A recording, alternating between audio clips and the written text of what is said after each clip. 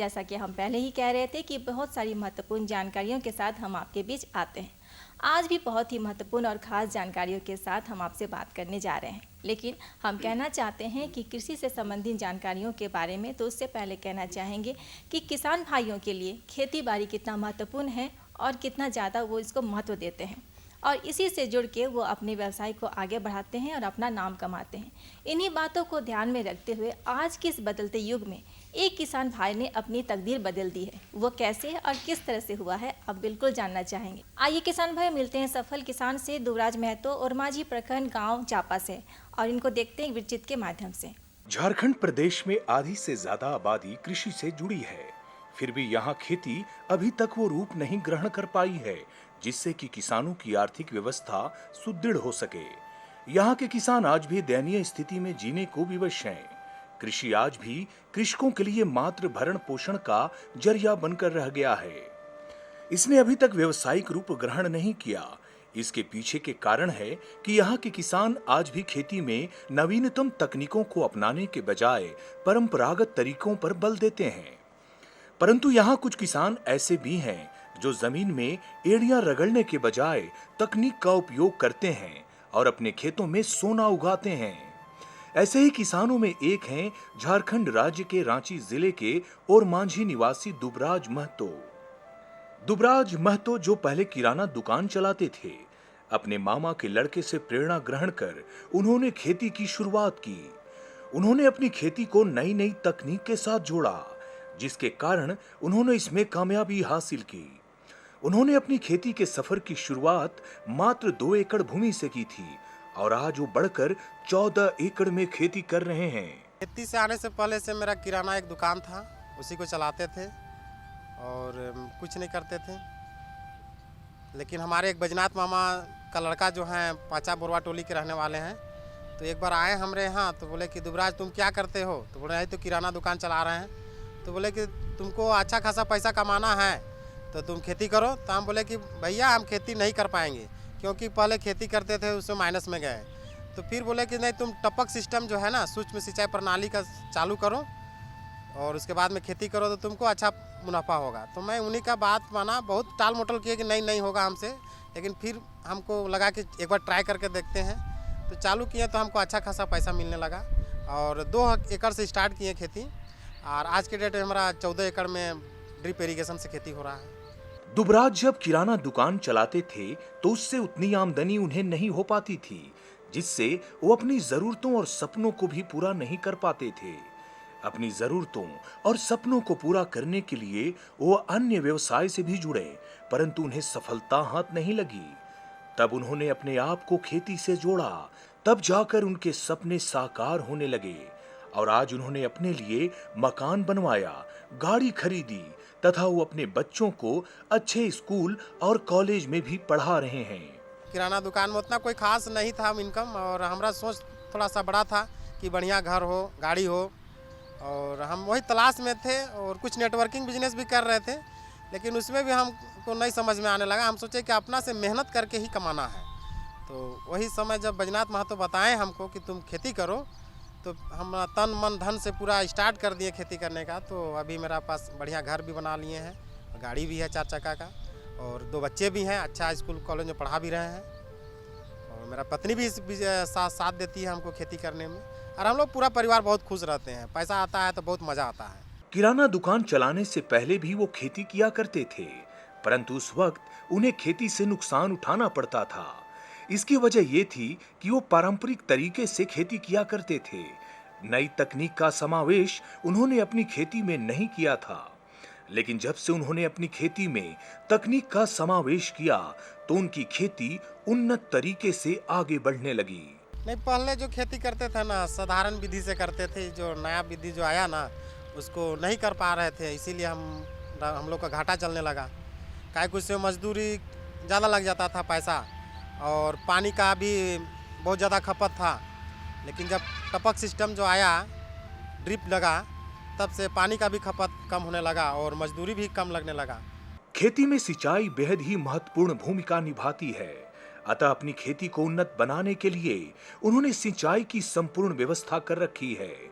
14 एकड़ भूमि को सिंचित करने के लिए उन्होंने 6 बोरिंग करवाए हैं तथा अपने खेतों में टपक सिंचाई प्रणाली की व्यवस्था भी उन्होंने की है।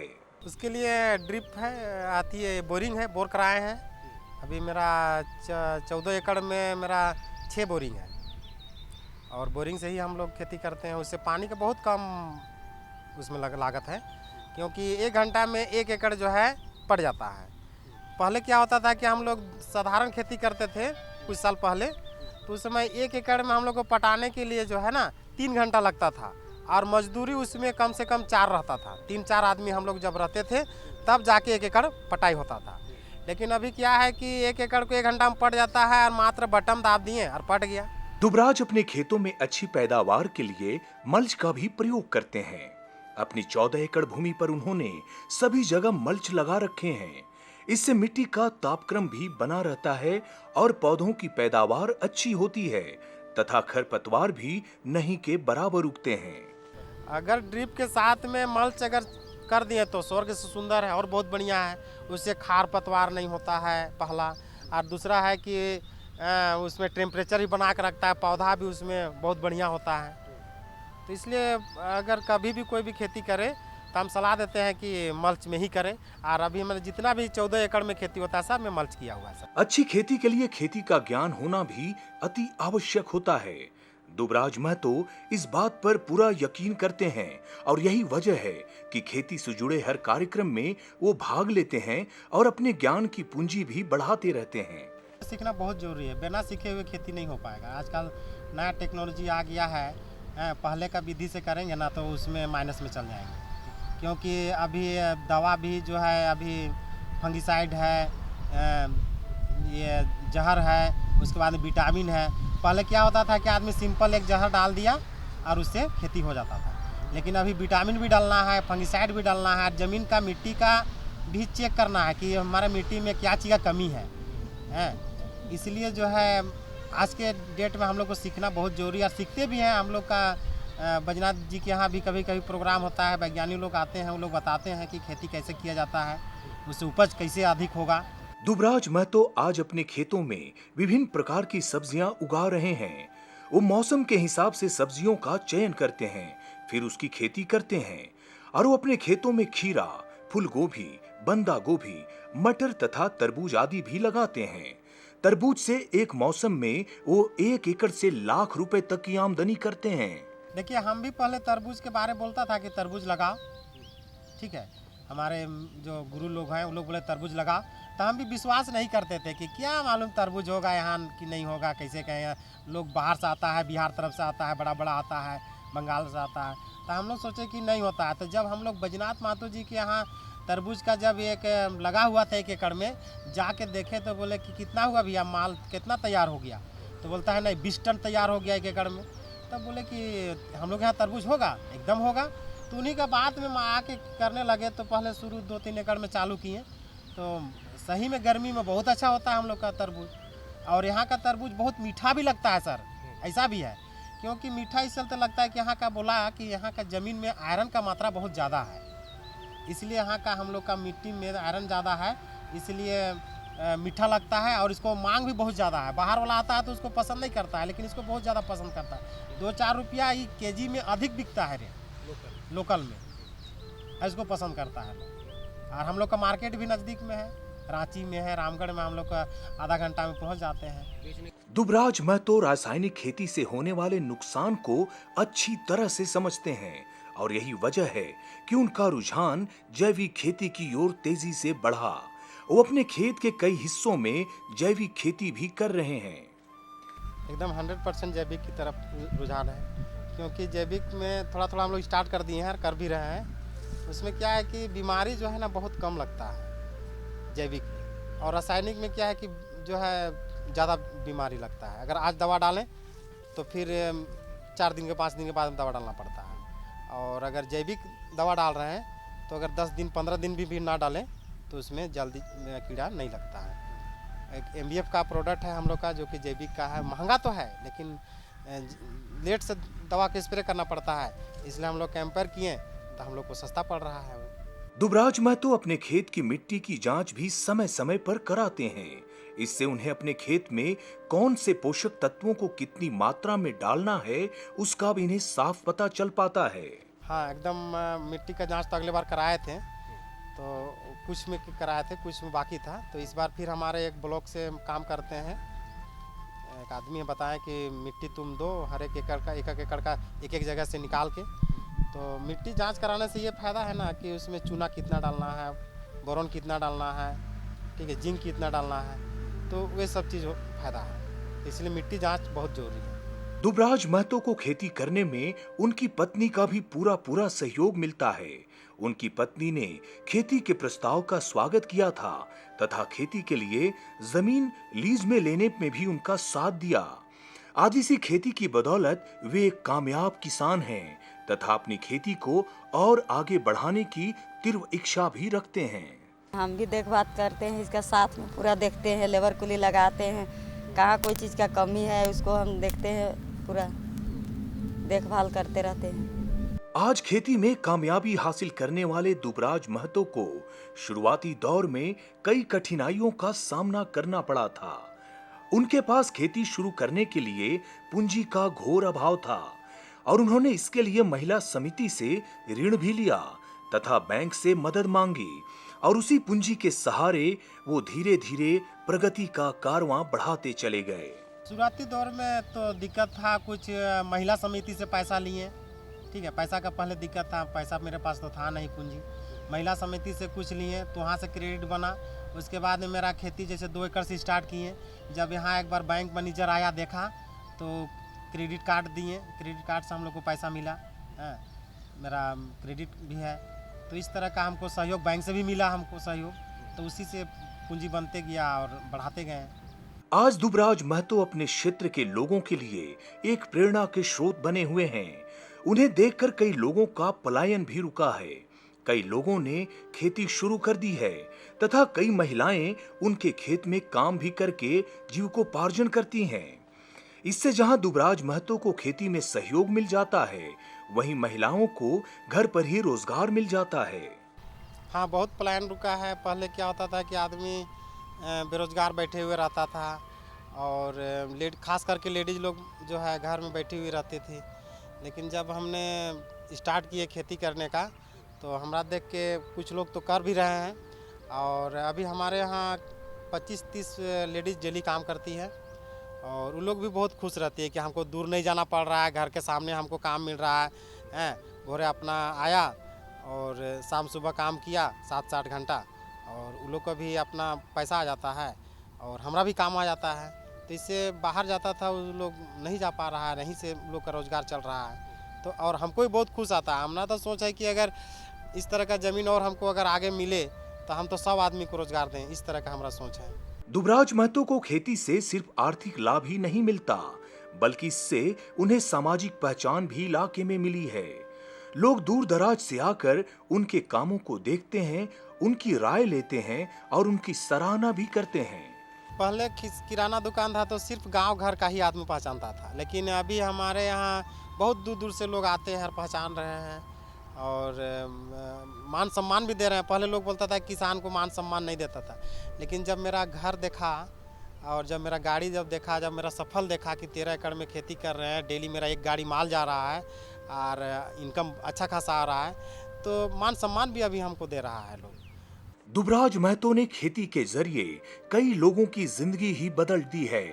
आज गांव के लोग उनसे प्रेरणा लेकर खेती में नई तकनीक का समावेश कर रहे हैं तथा अपनी खेती को भी उन्नत बना रहे हैं। वे खेती से लाभ कमाकर अपनी जिंदगी को भी एक नई दिशा दे रहे हैं। अभी हमारे साथ में सुरेश जी हैं, इनसे जानते हैं कि दुबराज जी के संपर्क में आने के बाद में इनकी खेती में किस तरह का परिवर्तन हुआ है। सुरेश जी, ये बताइए कि खेती तो आप लोग भी पहले से कर रहे थे, तो अभी जो हम देख रहे हैं आपके यहाँ कि आप ड्रिप पे भी कर रहे हैं, तरबूज भी कर रहे हैं, खीरा भी कर रहे हैं, तो ये सब बदलाव खेती में कब आया और कैसे आया?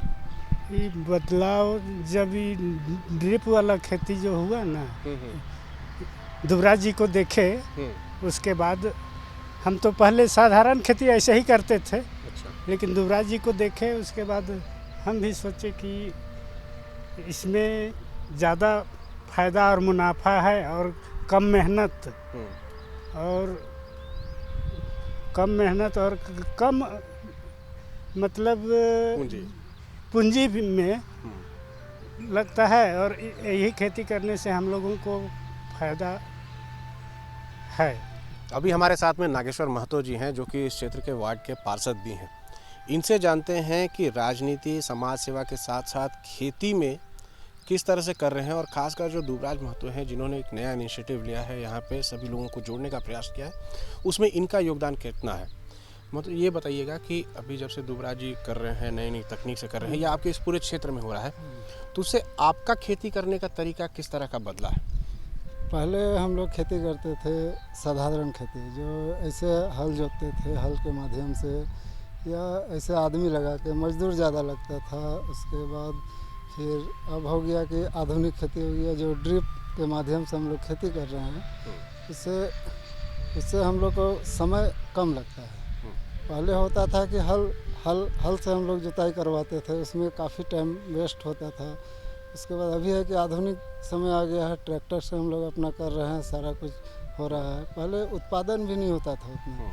अभी मैं लगाया हूँ बैगन वही मेरा 1400 है, उसमें से हम अभी 9.5 टन का प्रोडक्शन कर चुके हैं। वस्तुतः कृषि से निराश होने की कतई जरूरत नहीं है, बल्कि जरूरत है इसमें मजबूत इरादे की और नई नई तकनीकों तथा उन्नत बीजों के प्रयोग की।